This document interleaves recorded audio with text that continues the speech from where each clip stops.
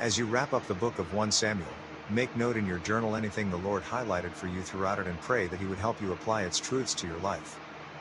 42. Joseph's brothers go to Egypt. When Jacob heard that grain was available in Egypt, he said to his sons, "Why are you standing around looking at one another? I have heard there is grain in Egypt. Go down there and buy enough grain to keep us alive. Otherwise we'll die." So Joseph's 10 older brothers went down to Egypt to buy grain. But Jacob wouldn't let Joseph's younger brother, Benjamin, go with them, for fear some harm might come to him. So Jacob's sons arrived in Egypt along with others to buy food, for the famine was in Canaan as well. Since Joseph was governor of all Egypt and in charge of selling grain to all the people, it was to him that his brothers came. When they arrived, they bowed before him with their faces to the ground. Joseph recognized his brothers instantly, but he pretended to be a stranger and spoke harshly to them. "Where are you from?" he demanded. "From the land of Canaan," they replied. "We have come to buy food." Although Joseph recognized his brothers, they didn't recognize him. And he remembered the dreams he'd had about them many years before. He said to them, "You are spies. You have come to see how vulnerable our land has become." "No, my lord," they exclaimed. "Your servants have simply come to buy food. We are all brothers, members of the same family. We are honest men, sir. We are not spies." "Yes, you are," Joseph insisted. "You have come to see how vulnerable our land has become." "Sir," they said, "there are actually 12 of us. We, your servants, are all brothers, sons of a man living in the land of Canaan. Our youngest brother is back there with our father right now, and one of our brothers is no longer with us." But Joseph insisted, "As I said, you are spies. This is how I will test your story.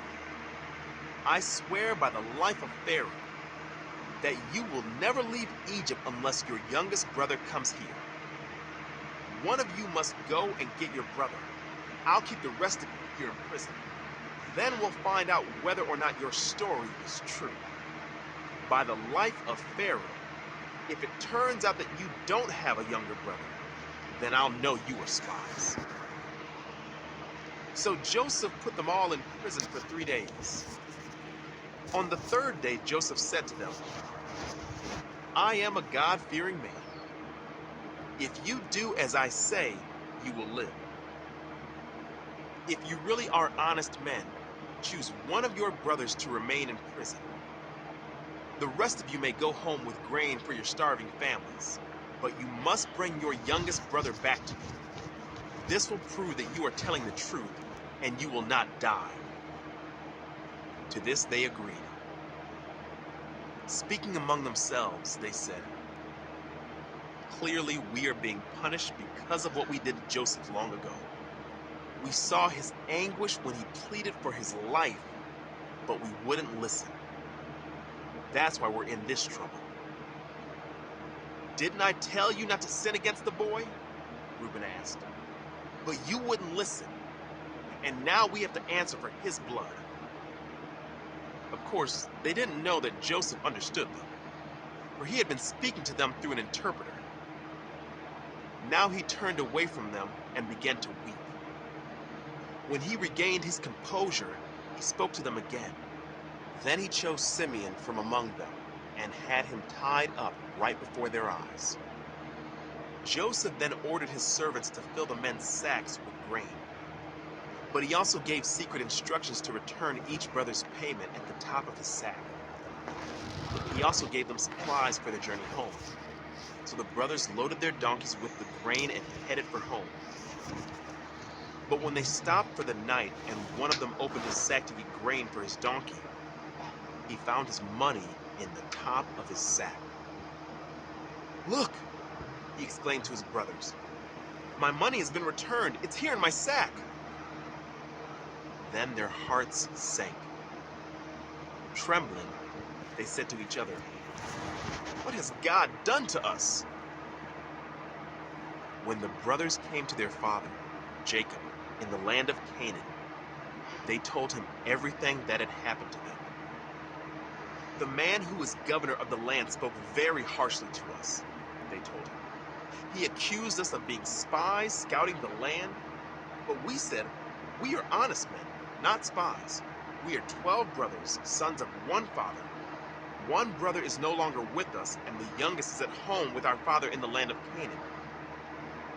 Then the man who was governor of the land told us, 'This is how I will find out if you are honest men. Leave one of your brothers here with me and take grain for your starving families and go on home. But you must bring your youngest brother back to me. Then I will know you are honest men and not spies. Then I will give you back your brother, and you may trade freely in the land.' As they emptied out their sacks, there in each man's sack was the bag of money he had paid for the grain. The brothers and their father were terrified when they saw the bags of money.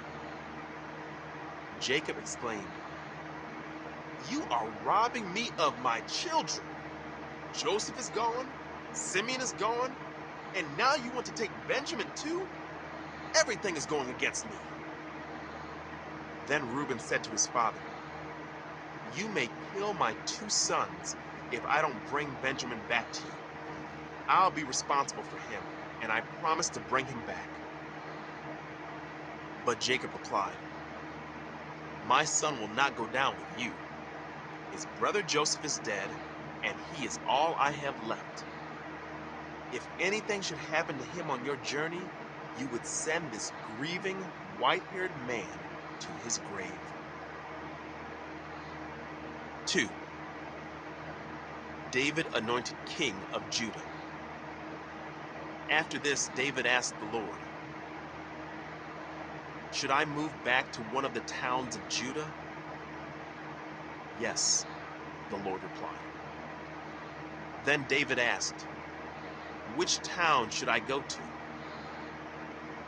"To Hebron," the Lord answered. David's 2 wives were Ahinoam from Jezreel and Abigail, the widow of Nabal from Carmel. So David and his wives and his men and their families all moved to Judah, and they settled in the villages near Hebron. Then the men of Judah came to David and anointed him king over the people of Judah. When David heard that the men of Jabesh Gilead had buried Saul, he sent them this message: "May the Lord bless you for being so loyal to your master Saul and giving him a decent burial. May the Lord be loyal to you in return and reward you with his unfailing love. And I too will reward you for what you have done. Now that Saul is dead, I ask you to be my strong and loyal subjects like the people of Judah who have anointed me as their new king."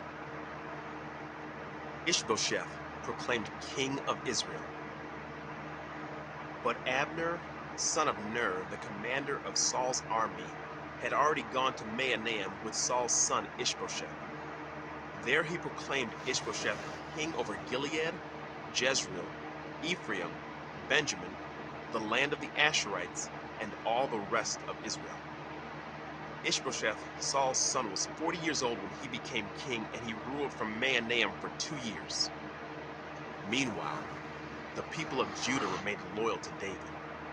David made Hebron his capital, and he ruled as king of Judah for 7.5 years. War between Israel and Judah. One day Abner led Ishbosheth's troops from Mahanaim to Gibeon. About the same time, Joab, son of Zeruiah, led David's troops out and met them at the pool of Gibeon. The 2 groups sat down there, facing each other from opposite sides of the pool. Then Abner suggested to Joab, "Let's have a few of our warriors fight hand to hand here in front of us." "All right," Joab agreed. So 12 men were chosen to fight from each side. 12 men of Benjamin, representing Ishbosheth, son of Saul, and 12 representing David.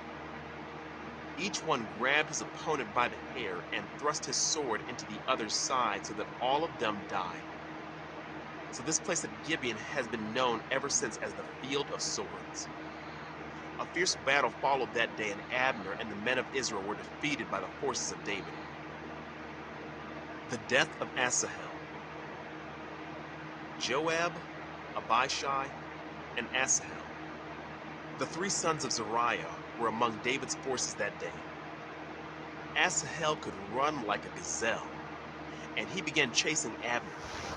He pursued him relentlessly, not stopping for anything. When Abner looked back and saw him coming, he called out, "Is that you, Asahel?" "Yes, it is," he replied. "Go fight someone else," Abner warned. "Take on one of the younger men and strip him of his weapons." But Asahel kept right on chasing Abner. Again, Abner shouted to him, "Get away from here! I don't want to kill you! How could I ever face your brother Joab again?" But Asahel refused to turn back. So Abner thrust the butt end of his spear through Asahel's stomach, and the spear came out through his back. He stumbled to the ground and died there. And everyone who came by that spot stopped and stood still when they saw Asahel lying there. When Joab and Abishai found out what had happened, they set out after Abner. The sun was just going down as they arrived at the hill of Ammah, near Giah, along the road to the wilderness of Gibeon. Abner's troops from the tribe of Benjamin regrouped there at the top of the hill to take a stand. Abner shouted down to Joab, "Must we always be killing each other? Don't you realize that bitterness is the only result? When will you call off your men from chasing their Israelite brothers?" God only knows what would have happened if you hadn't spoken, for we would have chased you all night if necessary. So Joab blew the ram's horn, and his men stopped chasing the troops of Israel. All that night, Abner and his men retreated through the Jordan Valley. They crossed the Jordan River traveling all through the morning and didn't stop until they arrived at Mahanaim. Meanwhile, Joab and his men also returned home. When Joab counted his casualties, he discovered that only 19 men were missing in addition to Asahel. But 360 of Abner's men had been killed, all from the tribe of Benjamin. Joab and his men took Asahel's body to Bethlehem and buried him there in his father's tomb. Then they traveled all night and reached Hebron at daybreak. 13. For the choir director. A Psalm of David. "O Lord, how long will you forget me? Forever? How long will you look the other way? How long must I struggle with anguish in my soul, with sorrow in my heart every day? How long will my enemy have the upper hand? Turn and answer me, O Lord my God. Restore the sparkle to my eyes, or I will die. Don't let my enemies gloat, saying, 'We have defeated him.' Don't let them rejoice at my downfall. But I trust in your unfailing love. I will rejoice because you have rescued me. I will sing to the Lord because he is good to me." 3. Jesus heals on the Sabbath. Jesus went into the synagogue again and noticed a man with a deformed hand. Since it was the Sabbath, Jesus' enemies watched him closely. If he healed the man's hand, they planned to accuse him of working on the Sabbath. Jesus said to the man with the deformed hand, "Come and stand in front of everyone." Then he turned to his critics and asked, "Does the law permit good deeds on the Sabbath, or is it a day for doing evil?" Is this a day to save life or to destroy it? But they wouldn't answer him. He looked around at them angrily and was deeply saddened by their hard hearts. Then he said to the man, "Hold out your hand." So the man held out his hand, and it was restored. At once, the Pharisees went away and met with the supporters of Herod to plot how to kill Jesus. Crowds followed Jesus. Jesus went out to the lake with his disciples, and a large crowd followed him. They came from all over Galilee, Judea, Jerusalem, Idumea, from east of the Jordan River, and even from as far north as Tyre and Sidon. The news about his miracles had spread far and wide, and vast numbers of people came to see him. Jesus instructed his disciples to have a boat ready so the crowd would not crush him. He had healed many people that day, so all the sick people eagerly pushed forward to touch him. And whenever those possessed by evil spirits caught sight of him, the spirits would throw them to the ground in front of him, shrieking, "You are the Son of God!" But Jesus sternly commanded the spirits not to reveal who he was. Jesus chooses the 12 apostles. Afterward, Jesus went up on a mountain and called out the ones he wanted to go with him, and they came to him. Then he appointed 12 of them and called them his apostles. They were to accompany him, and he would send them out to preach, giving them authority to cast out demons. These are the 12 he chose: Simon, whom he named Peter, James and John, the sons of Zebedee, but Jesus nicknamed them sons of thunder, Andrew, Philip, Bartholomew, Matthew, Thomas, James, son of Alphaeus, Thaddeus, Simon the Zealot, Judas Iscariot, who later betrayed him. Jesus and the Prince of Demons. One time Jesus entered a house, and the crowds began to gather again. Soon he and his disciples couldn't even find time to eat. When his family heard what was happening, they tried to take him away. "He's out of his mind," they said. But the teachers of religious law who had arrived from Jerusalem said, "He's possessed by Satan, the prince of demons. That's where he gets the power to cast out demons." Jesus called them over and responded with an illustration. "How can Satan cast out Satan?" he asked. "A kingdom divided by civil war will collapse. Similarly, a family splintered by feuding will fall apart. And if Satan is divided and fights against himself, how can he stay in it? He would never survive. Let me illustrate this further. Who is powerful enough to enter the house of a strong man and plunder his goods? Only someone even stronger, someone who could tie him up and then plunder his house. I tell you the truth, all sin and blasphemy can be forgiven, but anyone who blasphemes the Holy Spirit will never be forgiven.